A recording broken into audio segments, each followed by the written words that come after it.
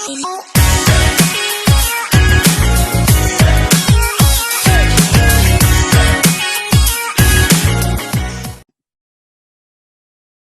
right. Welcome to the Intellectual Idiot Show. It's a new look. We have somebody that you might not have seen before. Liam will introduce himself in a very brief second. But we do apologize for not getting out a ton of content last week. I was dead.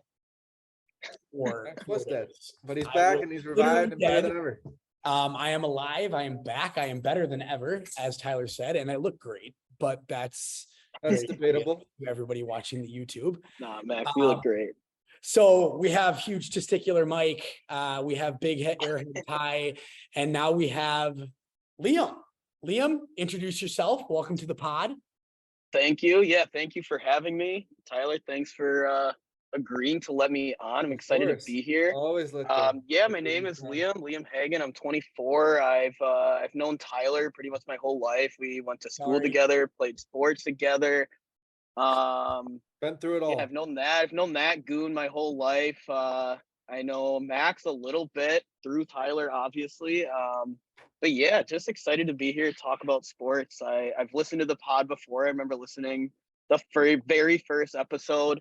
I listened to some more recent ones. I see the growth. I love that you guys are doing it. I think it's just cool that you guys find a time every week to just talk about sports, something, we love that's a part of our lives. I think it's, really cool. And I'm glad to be a part of it for an episode. I think what's really funny too, Liam, and you'll catch on to this really quick. All of us have such different taste and different ideas on what we think how things should go, our takes on different things. All of us are so different. Michael's are, I think it's pretty clear to say that Michael's are probably the worst takes. No.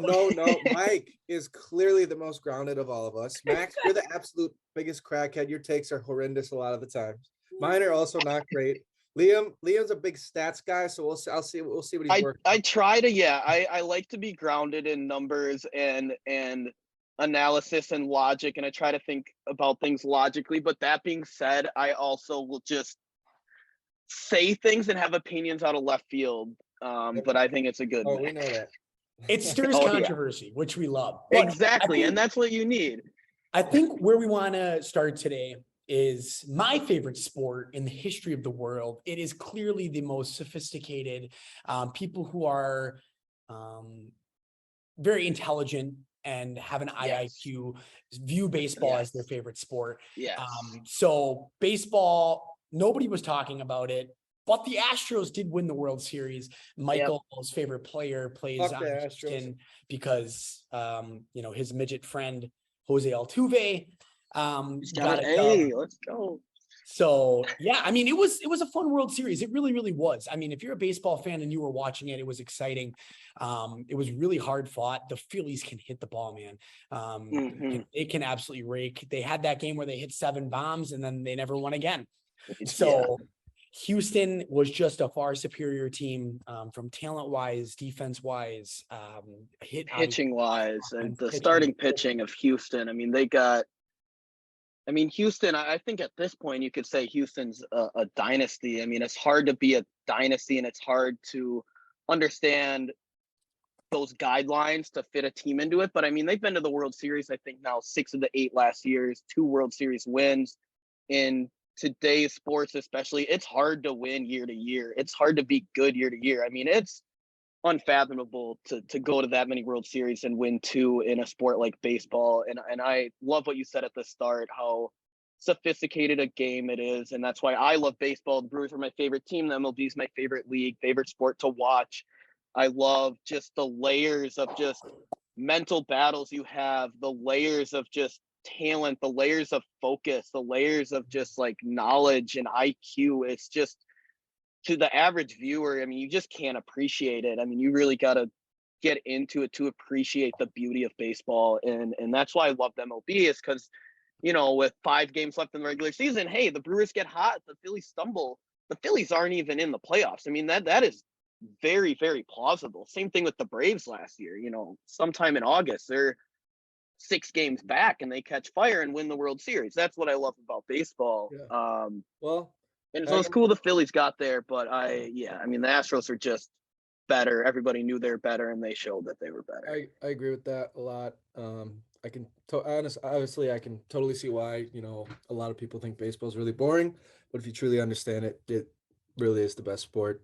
They do have to do a better job of like, I will say, like, when you go to a Bucks game, like I took a customer to a game and he made this point. When you go to a Bucks game, you don't necessarily have to be a Bucks fan or a basketball fan to have an incredible time at those games. Totally. If you go to a Brewer game, it's like a total, like the Fiserv is a total theater, man. Like it's crazy what they put on there. But if you go to a Brewer game, like you really got to be a big Brewers fan and a baseball fan in order to, like, want to sit through a 9-inning baseball game. Like the MLB does need to do a better job of speeding up the games, shortening the games, making the games more interesting. Yeah, totally.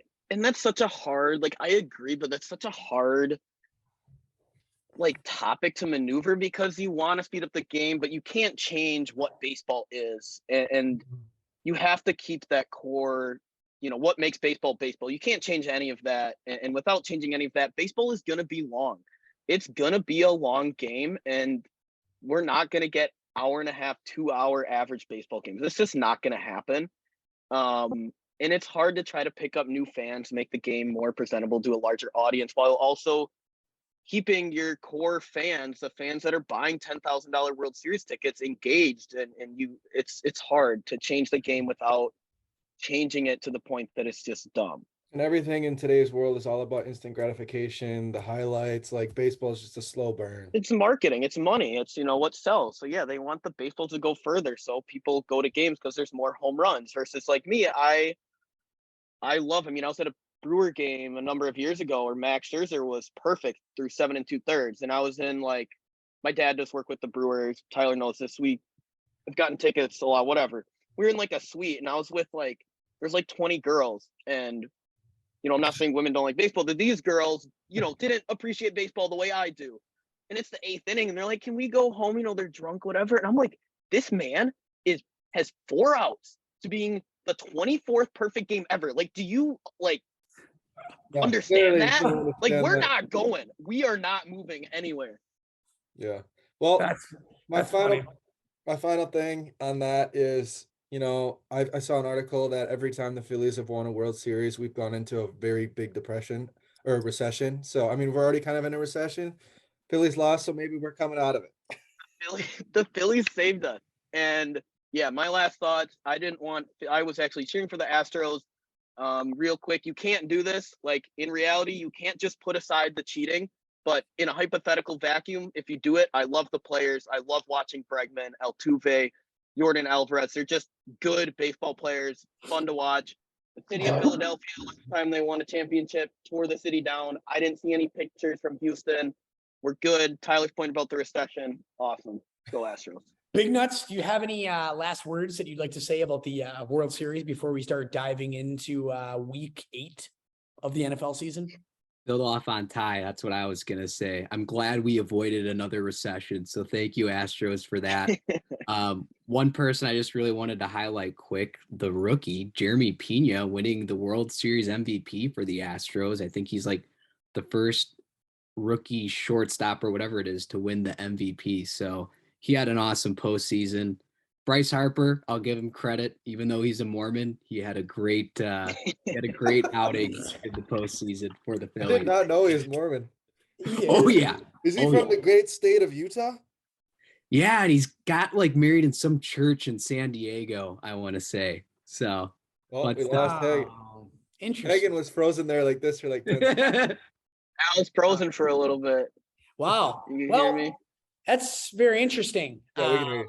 So anyway, let's move it on. So, okay, I feel like we say this every week now, but here we are for the 5th week in a row, starting our episode off by saying another horrible, gut-wrenching, nail in the coffin week to the Packers season.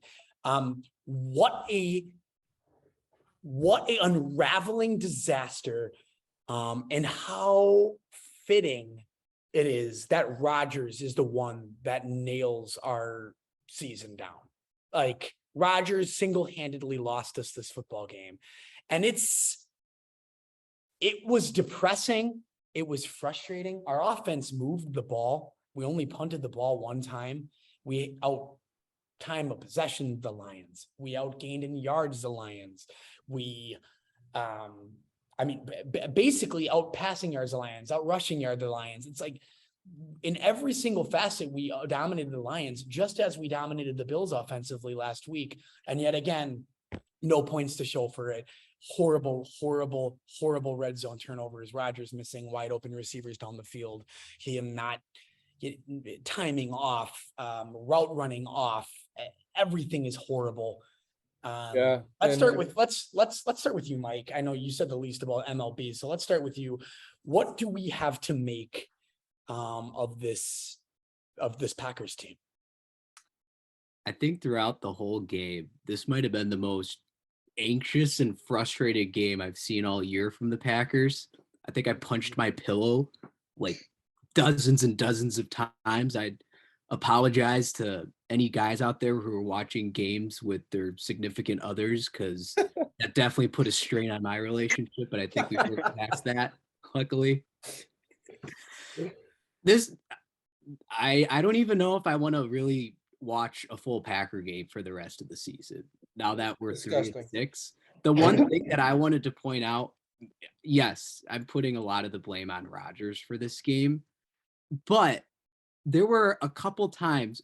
Why do we have Sammy Watkins? He is never on the same page with Rodgers, ever. He had a couple receptions, but like, what has he done to contribute to our team this year so far? If he's that, got a first down pass against the Bills. He's had a few nice routes this year, but I mean, he's always hurt, and we knew that it's a risk to take. But yeah, but you guys can expand upon it further. I know we had 8 injured players. It doesn't help that Romeo Doubs gets injured on literally the first play of the game. It was just a gut-wrenching feeling to see Gary then go down, and just so many people getting injured. Christian Watson's brain is becoming Wes Welker's brain. He already has CTE probably. So I mean, Rodgers cost us 21 points himself in the game. I mean, he turned the ball over twice at the 1 yard line. Yeah. And then on top of that, he threw and honestly, breaking this down, I mean this wholeheartedly. This is the worst I've ever seen Rodgers.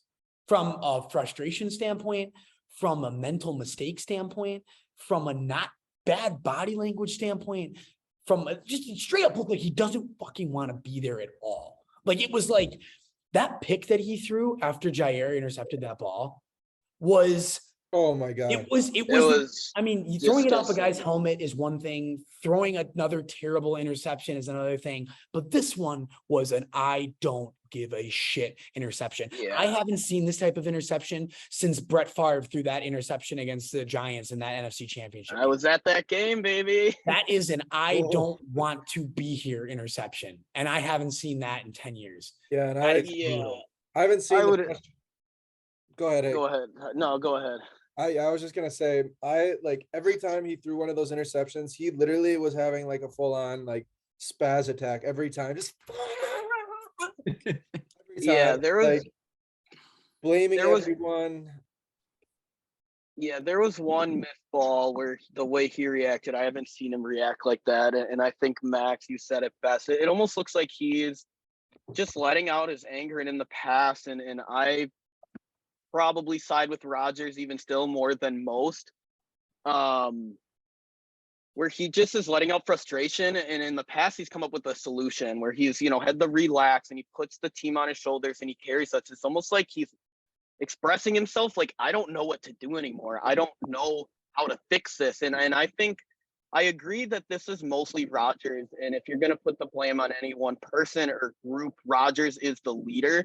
But I think what this game highlighted and what this season for the Packers has highlighted is how difficult it is to be good in the NFL.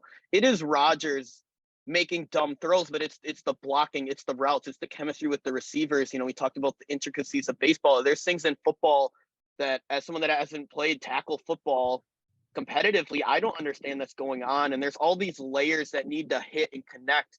And that's what makes the best teams the best. The Packers are broken at so many different levels fundamentally.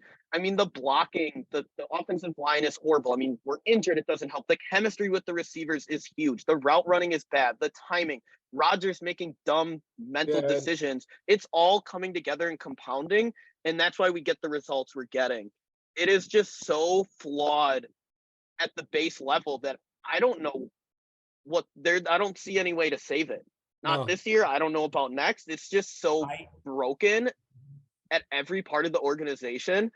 It's just embarrassing and sad to watch. Another thing that I was gonna say on top of what you were saying with all the intricacies of like the chemistry and the receivers, like it's been a revolving door. You know, Cobb goes out, Watkins goes out for a few weeks, Watson's out, you know, Dobbs is out, then we're gonna have to rely on fucking Yaya Toure. Like yeah, there's no continuity with the receivers, and that's hard. I mean, that we see that in the NFL. I mean, you need to build a repertoire. I mean, the guys in the NFL, I don't care what team you're on, you're a professional football player, you're good, you have skill. To put yourself above the other guys that are also really good, it's these little things, these intangible things have to be on every play, every rep at practice. And it's just like, we look like a week 1 preseason team right now, just figuring it out. Yeah. Max, you got a thought? Yes. What I would say about this is so many people are trying to like say like, oh, but like you can't disrespect Rodgers' career and what it's meant to this team and how much he's carried us. Nobody's denouncing that. And I'd like to be the first to say Aaron Rodgers is the best thing that's ever happened to the Green Bay Packers. Like, he is incredible and has single-handedly, literally through like 8 years of his life, carried this team on his back. So that's one thing. And if he has had the defense that Brady's had all those years, I'm sure that he'd have a lot more rings to show for than one. Secondly, I don't understand what Brian Gutekunst is trying to do.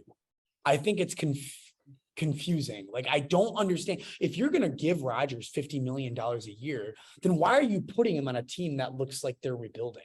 Like, I don't get it. Like, you either move on from him, because guess what? Jordan Love can play as good as Aaron Rodgers is playing right now. Yeah, I'm 100 fucking totally. Aaron Rodgers is the 5th worst quarterback in the league. Totally. I agree with you that's where all of this has started, is the front office and looking at our drafts. And Goot, who I had liked, I'm beginning to question. I'm like, yeah, what are we doing here? We have Rodgers, one of the best quarterbacks, and you could argue just the best skilled quarterback to ever play. You have him, and we know the window's tight. We just lost in the NFC Championship. He's won 2 straight MVPs. We're good. Why are we not trying to compete now? Like, I'd rather go all in. We know how hard it is to win in the NFL. You have Rodgers. Go all in. Do what you can for 2 to 3 years. If it doesn't work and we don't win, at least I think the fan base and people in the organization could have closure. They're like, hey, we're frustrated with not having a second Super Bowl win. We went all in. We didn't win. But now we're wishy-washy. Like, pick a side. Like, you can't draft Jordan Love in the 1st round and then sign Rodgers to this. It doesn't make sense. You can't expect Sammy Watkins to be the savior for us. Like, you know, we clearly need a receiver on our team. We go out and get Sammy Watkins, who's a fucking grandpa out there, and like no moves at the deadline. And then they come up with those articles to make us feel better about ourselves. Packers aggressively pursued Chase Claypool and Darren Waller. Yeah, bullshit. Yeah. Even if they did, who cares? It's the NFL. I mean, in any organization, if you're working for a company, you don't go, oh, I tried to finish the project on time. Like, no, you have to produce. Like, that's your job. You have to go out and win. You have to go out and sell whatever it is you have to do. And they're just not doing it. At the end of the day, the results are what matter. And there's just nothing. There's nothing at any level. Yeah. Yeah. I just don't understand. It's like, now we've basically we've crippled ourselves to Aaron Rodgers at this point. Like, now we're paying him $50 million a year for the next 4 years. He can decide the only thing that can happen is he can be either traded or he can retire. That's the only 2 ways that we don't have to like completely eat that entire contract. I mean, at this point, they've made an agreement with Rodgers to be in on all the conversations with, people were trying to sign draft picks, giving the guy the power to now LaFleur calls 2 plays every single time he goes to the line. And it's either a run or a pass. People are wondering why Aaron Jones doesn't get the ball more. It's not LaFleur. It's Rodgers. Rodgers is the reason why we're passing the ball every single time. He has a RPO every single time he goes to the line of scrimmage. In the huddle, he calls 2 plays, and then he has the ability to read the defense on what's going on, and he can either call a run or a pass. So the reason Aaron Jones isn't touching the ball 3 times a game is because of Rodgers. And now it's convenient. Like last couple of years with LaFleur, we're running all these creative routes, and you guys doing bunch sets and cross routes and all this kind of stuff and getting wide open. And now we're dropping 5 back every single time. Yeah. And it's just like something I saw that was interesting. After the loss against the Lions, Aaron Rodgers every week has been saying we need to simplify things, and he said it again. And then they asked Matt LaFleur about Rodgers' comments of simplifying, and LaFleur was like, I don't know what he's talking about. He literally said that. I don't know what he's talking about. So are they like just not on the same page, or is Rodgers just audibling everything? Like, Mike, what do you think? No comment. All right. When it comes to like the audible, what doesn't help? Does anyone know what Aaron Jones's injury is? Because he didn't ankle. I think it was ankle. Like he just tweaked his ankle. Walking boot. Well, that's good. It's not good. Yeah.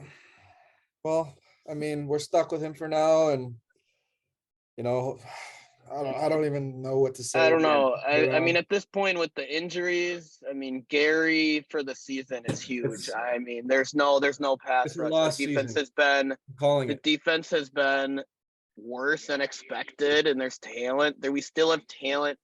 I still think like massive changes need to happen in the offseason, whatever. But I still have, last year wasn't that long ago. We were competitive. This year's lost. This year's done. Try to develop young guys, figure out a plan, do something different. I mean, something drastic has to change. We can't keep doing the same thing we've been doing for years and expect different results. That is the definition of insanity. The Packers organization is clinically insane right now. And if we do something, I can see us being competitive for a year or 2 with Rodgers, and he retires, pulls up Favre and goes to Minnesota, whatever. But something's got to happen. It's got to be big, and it has to be now. Well, the thing about this year, you need to like, if we lose 1 or 2 more games, and the day we become mathematically eliminated, you need to play Jordan Love the rest of the season. Like it can't you at this point as a franchise, you need to know what you have in Jordan Love. Devondre Campbell won today and spoke to the media and said that he's ready for Jordan Love to start. I don't know if you guys heard that, but he was I didn't. Devondre Campbell said Jordan Love is a starter, and he's better than most starter in this league.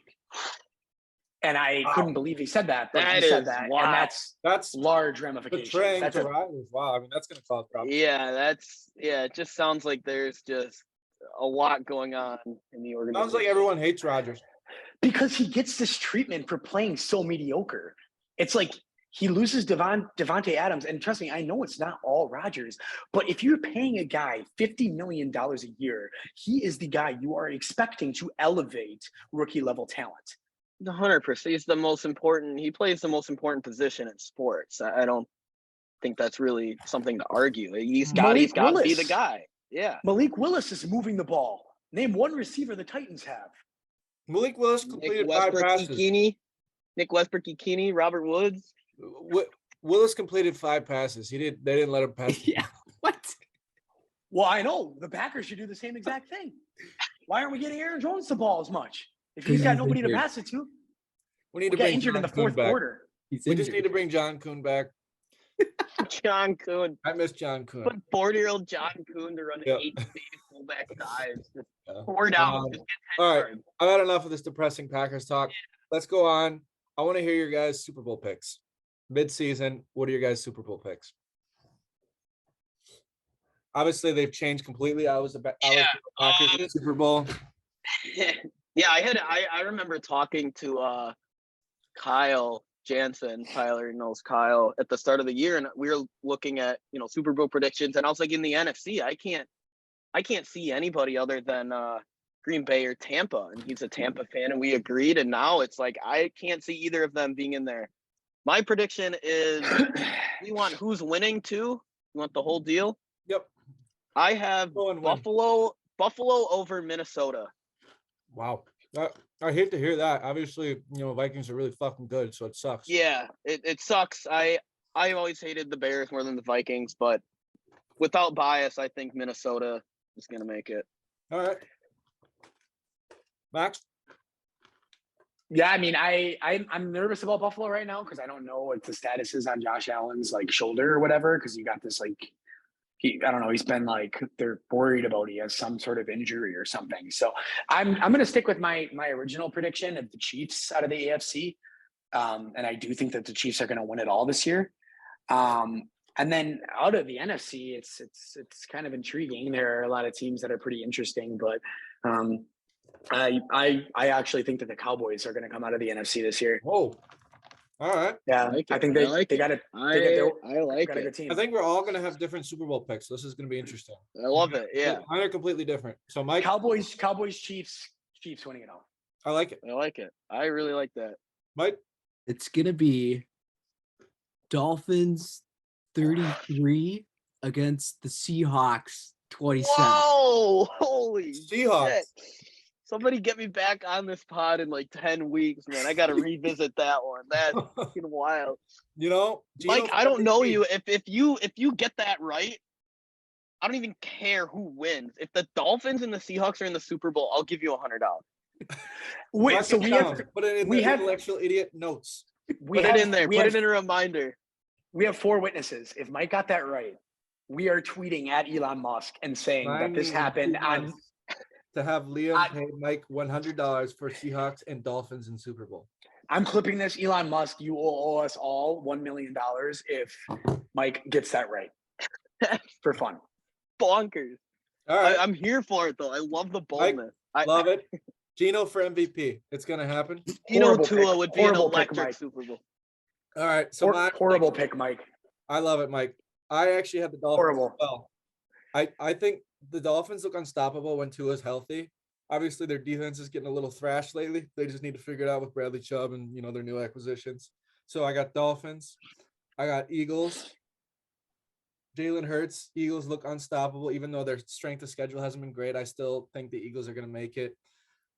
Honestly, I forgot to pick beforehand who I was going to take to win the Super Bowl, but I'm going to take the Dolphins. The Dolphins are all in this year. I'm going ride the Fins. This is what I have to say. This is why I put in wanting to talk about new contenders. Like we've touched on briefly how hard it is to be good in the NFL, what has to come together. Something very important in sports is chemistry. And it's very rare if you go back in professional sports when a new team comes out of a rebuild and they're good and everybody, that new hot item and people want to buy it. It's this hot commodity. People want to buy the Eagles. People want to buy the Dolphins. I'm not saying it can't happen, but it's so unusual for a team that doesn't have playoff experience. Their quarterback hasn't won big games. They need to lose those games and then make it further every year. Same thing with Giannis and the Bucks. That's why I don't think the Eagles are legit. And I saw something the other day. You talked about strength of schedule. Since 2021, the QBs the Eagles have beaten, and this is not a knock on the Eagles. They don't control who they play.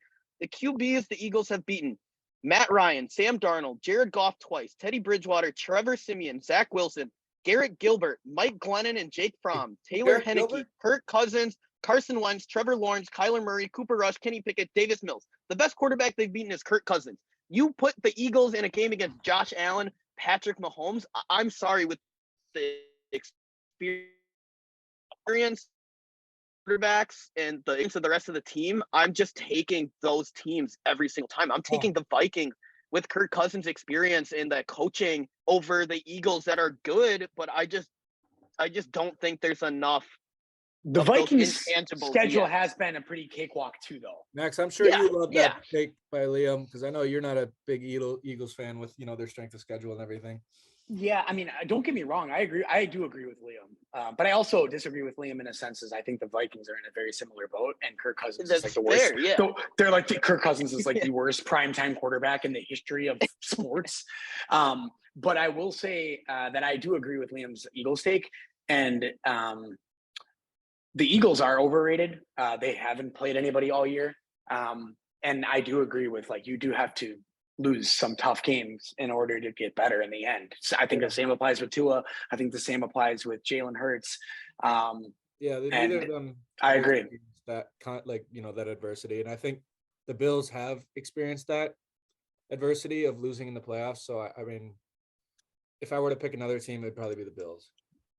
Yeah, and that's why I liked Max's prediction a lot. Two teams that are different than mine, but obviously the Chiefs. I mean, they've gotten there, they've won. Don't have to say anything about the Chiefs, and then the Cowboys. I mean, a team that's been knocking on the door for a few years. That has looked really, really, really good this year. That is super honest. I don't like Mike McCarthy at all, but they look well coached. They look like a well-run team. They look legit. They look like they have an identity and they know themselves and they play within themselves and they have the talent to do it. And so I really like that pick too. Yeah, I agree. I like all of our picks. I mean, they're all very unique and interesting in their own way. Yeah, They all like legitimately could happen. Yeah, and it's the NFL. The beauty of it is, you know, Yeah. you don't know what's gonna happen. It's so unpredictable that like I'll laugh at Mike's like Dolphins Seahawks pick, but if it happens, like that's the NFL. That would be awesome. I hope it happens. I hope that. I mean, that would be awesome with the Seahawks. I would really, yeah, that would be like so fuck awesome. Russell Wilson. But we got one more segment. Might want to skip over, the contenders because I know we all had really good lists we wanted to come up with our top 5 lists that we predict in the next 10 years of sports moments. Or what was the list? Just predictions, just anything for the next. Tyler, by the way, what happened to your Ravens? Why aren't they in your Super Bowl? You love your Ravens so much. Where's Lamar? Yeah, I like the Dolphins better right now. I'd have the Ravens 3 for me in the AFC, but it's pretty obvious Buffalo KC 1-2 in my opinion. Yeah. Ravens are like the Packers. Ravens are so much like the Packers franchise. It's not even funny. You want to talk about a guy that's not getting any help? Lamar Jackson. Oh my God. And he's doing a lot more than Rodgers is. I can tell you that. So much more. It's because he's got legs that move 4 times as fast. That's true. So yeah, top 5 sports predictions for the next decade. Mike, I know you got a great list. You want to start us off? Yeah, let's start it off. I have. Oh, I'm excited for this. Years. These are gonna be fun. Specific years on when these events are going to occur as well. So number 5, in 2027, Bronny James is going to win the NBA MVP award. Love it. That's insane. That'll give him a few years to beef up. Will LeBron be with him? No, LeBron's going to be retired by then, unfortunately. LeBron will be 63. So that's my bold prediction in the NBA world. Number 4, Coco Gauff is going to win the 2026 U.S. Open. Hell yes. Well, she's like 17 right now or 16. She's awesome. She's so good. She has been just on the high rise. People compare her to being like the next Serena or Venus. Serena, yeah. She's getting more and more experience in some of these big open events that have been going on over the last couple of years. I think she made the quarterfinals in the U.S. Open last year. So she's looking like a stud in the next decade. Number 3, the winner of the PGA Masters tournament in 2028 is going to be Victor Hovland. I just have a gut feeling about it. 2028. Victor's going to go on a tear in about 6 years. So you heard it here first. Number 2, the winner of the NASCAR championship, they call it the Bill France Cup, in 2025 is going to be Kevin Harvick. This year, I think he's about 4th in points, but 2025 is going to be Kevin Harvick's year. I don't know a single thing about NASCAR, but good for Kevin. Good for Kevin. Rooting for you, Kev. And in 2024, in only 2 years, my number 1 sports prediction is going to be that Lin Yoon Ju will win the world championship of ping pong. So Fuck yeah. right now Good he's for Lin. ranked, I think, at about 4th in the world, and he's going to make that hop. Has he won yet? Sure. No, he hasn't. Oh, Don't quote me on that, but he will in 2 years. seems like we got to watch more of Lin Yoon Jun. Yep, Lin Yoon Ju. You can do it.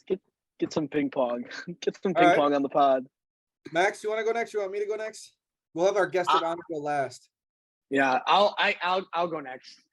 I'm gonna probably stick mostly with basketball, football, and baseball because those are the sports that I feel most comfortable taking picks about. But number 5, my bold prediction is I think that the Bucks are going to win the NBA championship 2 out of the next 5 years. I don't know how that happens or how that looks. I think this is one of them, but I think that they're going to win it 2 of the next 5 years. Right. Number 4, I actually have the Chicago White Sox, unfortunately. Nope, not the White Sox.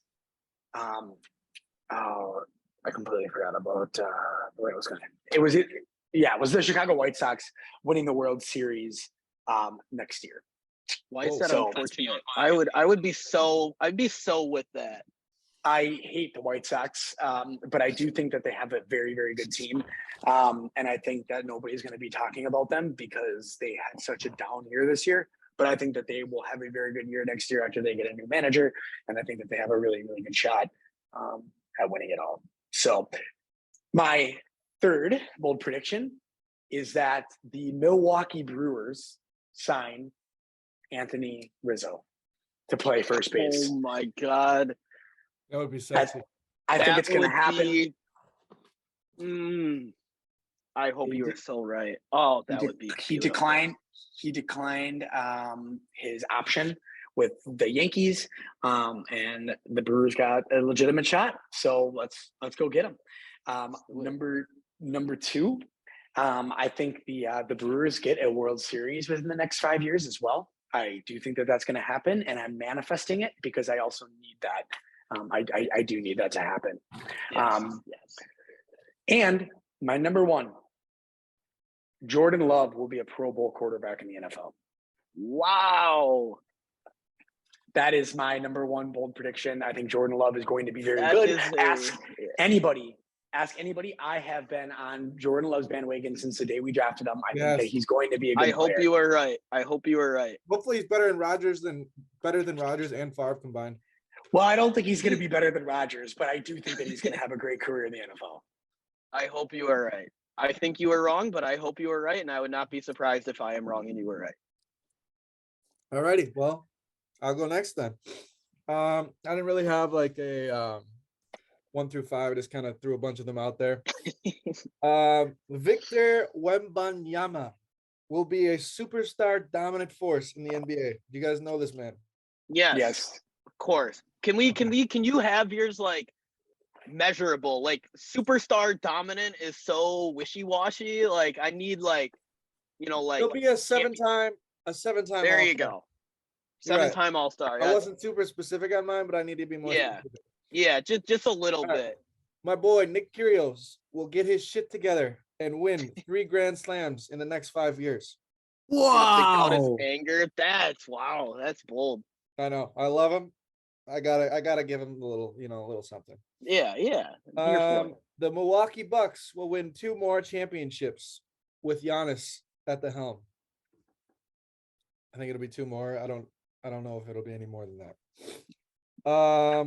Patrick Mahomes and the Chiefs will win it at minimum 3 more Super Bowls with Patrick Mahomes at the helm. And then lastly, Josh Hader will cement himself through his career as the most dominant closer in MLB history with the most saves and most strikeouts, best ERA, all the above. Most saves. Do you know what that number is? I know it's probably pretty high. Do you know who has it? What's his name? Pretty sure it's still Rivera. Is it Rivera or is it Trevor Rivera? Hoffman? I thought it was Rivera or Hoffman. Remember when Trevor Hoffman was with the Brewers and he broke it? It was like 600, dude. I like it though. And I like that prediction because right now it's such an important part in Hader's career where he looked shaky. He's in a new environment. In 2 years, we could be saying, Hader's still cemented top 5 reliever. Whoa, Hader fell off. He sucks, which happens to a lot of relievers. Yeah. So Well, I like that. I think he will become the best closer in MLB history. I like it. All right. Here are my 5 I did for the 5 sports I watched the most. So there's no order 1 through 5, but in the MLB, I have the Los Angeles Angels led by Ohtani and Trout, figuring out the rest of that team and winning 2 of the next 10 World Series. Wow. In the NBA, I have Giannis in the Bucks winning 3 championships in the next 10 years, with Giannis winning 3 of all of those finals MVPs and 2 more league MVPs. In the NFL, in the next decade, I have Joe Burrow, Justin Herbert, Lamar Jackson, and Jalen Hurts combining for 0 Super Bowl wins. I think Josh Allen and Patrick Mahomes will dominate the next decade, and there will be a few others in there, but I think those 4 will not win a Super Bowl. College football, I have Jim Leonard is going to lead Wisconsin to at least 1 playoff appearance. Obviously, the playoff is being expanded, which helps, but Wisconsin's going to get back on the map, go to 1 playoff at least. And this is the bolder part. Wisconsin is going to split their home and home series with Alabama in 2024 and 2025. Wow. Yeah, I'm going to go to both of those games too. Yeah. It's going to be thick. And then moving on to golf. Justin Thomas is going to win the most majors over the next decade with 5, which will bring him to 7 for his career, which would be tied for 7th most all time. And he is also going to become the 6th golfer to achieve the career Grand Slam, which means that he will have to win the US Open, the Open, and the Masters in the next decade. Alrighty. Well, I like them all. I don't know much about golf, but I've heard of Justin Thomas. Yeah, he's one of the you could argue in the last 5 years he's been the best golfer in the world overall. I just want Tiger to make that argument. Tiger. Yeah, I hope so too. I don't think he'll ever be back. I mean, he hasn't been back. Mangled leg incident. But he won the Masters like 3 years ago. It's crazy. You never know. Mm-hmm. Yeah, I mean, but Tiger, like, at this point, dude, like, how is he allowed to operate a motor vehicle? I don't care if he's sober. I don't care if he's driving a golf cart to the next tee box. There's no reason that man should be operating anything with a motor, ever. An electric scooter. No, get him off. Speaking of someone who shouldn't be on golf carts. I'm actually going to make a TikTok of that. I don't know if you saw. I could send it to you. There's a pro of the course I worked at. Someone asked a question. Yeah. I'm going to stitch that. And tell the full story. Jesus Christ, Hagen. That's great for your job prospects. But Liam's frozen. I've frozen. There we are. Well, guys, I know I'm going to have to get rolling. I think that concludes our episode. That was a fantastic episode. Liam, that's an awesome frozen picture. But Mike, Ty, Liam, thank you guys. A great episode. And Liam, thank you very much for joining us. I know we can't see your facial expression, but once the Super Bowl happens, we will bring you on again and talk about. Liam, we were just saying thanks for coming on. We're going to bring you on again once the Super Bowl is over and the Seahawks win it all.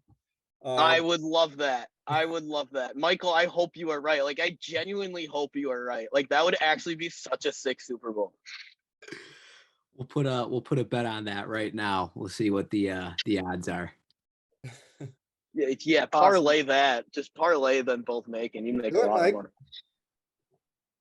Awesome. Well, thank you all. And Tyler, you want to take us out? Yeah. All right, boys. Good episode and pod out.